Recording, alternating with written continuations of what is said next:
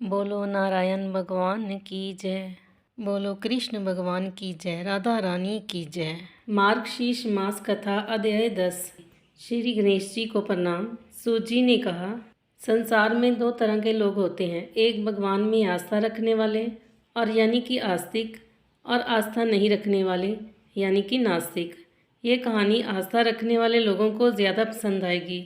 हो सकता है इस कहानी को पढ़ने के बाद उनकी आस्था और ज़्यादा पक्की हो जाएगी। चलिए 10वां अध्याय शुरू करते हैं। सूत जी ने कहा, श्री लक्ष्मी नारायण नमः, श्री राधा कृष्ण आय नमः। एक आदमी जो जीवन भर राम नाम जपता रहा, अब वो बूढ़ा हो गया था। बूढ़ा ही नहीं हुआ था बल्कि इतना कमज़ोर हो चुका था कि अपनी जगह से बिना किसी सहारे के उठ भी नहीं पाता था। इस स्थिति में भी उसने कभी राम नाम को अपने से अलग नहीं होने दिया। वो पूरा दिन मन में राम नाम लेता रहता।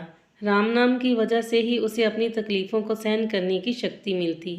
बूढ़े हो चुके इस आदमी की 2 बेटे थे जो उसे नित्य कर्म करने में मदद करते। शुरू में वो बिना कहे ही खुद अपने बूढ़े बाप की सहायता कर दिया करते थे। फिर धीरे धीरे जब बाप खुद बुलाता तब आते, लेकिन जैसे जैसे वक्त बीतता गया तो वो 2-3 बार पुकारने के बाद भी मुश्किल से आते और कभी कभी रात को भी ना आते। अब हालात ऐसे हो चली थी कि अक्सर बूढ़ा बिस्तर गंदा कर दिया करता और जब तक उसके बेटों से सहायता न मिलती ऐसे ही गंदे बिस्तर में पड़ा रहता। बुढ़ापा बढ़ता जा रहा था, उसकी नज़रें कमज़ोर हो चुकी थीं।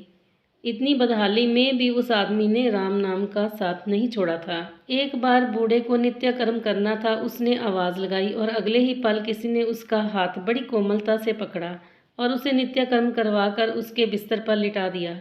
यह अब रोजाना होने लगा।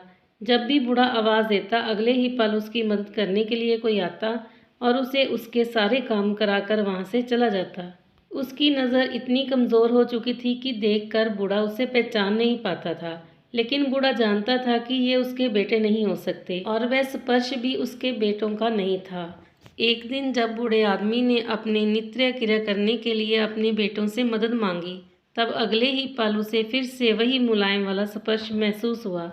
सारा काम खत्म करने के बाद बूढ़े आदमी ने उस व्यक्ति का हाथ पकड़ लिया और उससे पूछा, सच सच बताओ, आखिर तुम कौन हो? तुम मेरे बेटे तो नहीं हो सकते। बूढ़े के सवाल के साथ उसके कमरे में बहुत ही तेज रोशनी हुई और प्रभु ने अपने दिव्य अवतार में वहां पर दर्शन दिए।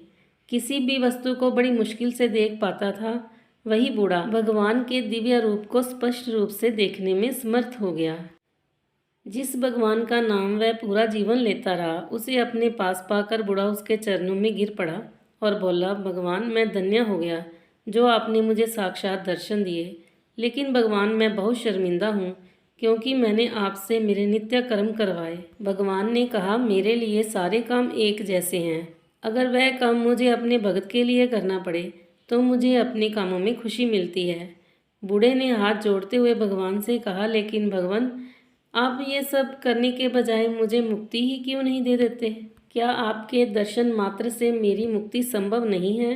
भगवान बोले, ये सब प्रारब्ध की वजह से है। तुम्हारा प्रारब्ध बहुत कठिन है। अगर मंद होता तो मेरे दर्शन मात्र से तुम मुक्त हो जाते। मैं चाहूँ तो तुम्हें अभी मुक्त कर सकता हूँ, लेकिन फिर अगले जन्म में तुम्हें प्रारब्ध को भोगने के लिए आना पड़ेगा। इसलिए मैं तुम्हें खुद तुम्हारा प्रारब्ध काट कर मुक्त करवाने के लिए सहायता कर रहा हूँ। इतना बोलकर भगवान वहाँ से अंतर ध्यान हो गए। कुछ महीने और काफ़ी तकलीफ भोगने के बाद आखिरकार उस बूढ़े आदमी को मुक्ति मिली। जय श्री राधे कृष्ण। श्री कृष्ण गोविंद हरे मुरारी, हे नाथ नारायण वासुदेवा, हे नाथ नारायण वासुदेवा, हे नाथ नारायण वासुदेवा। बोलो नारायण भगवान की जय।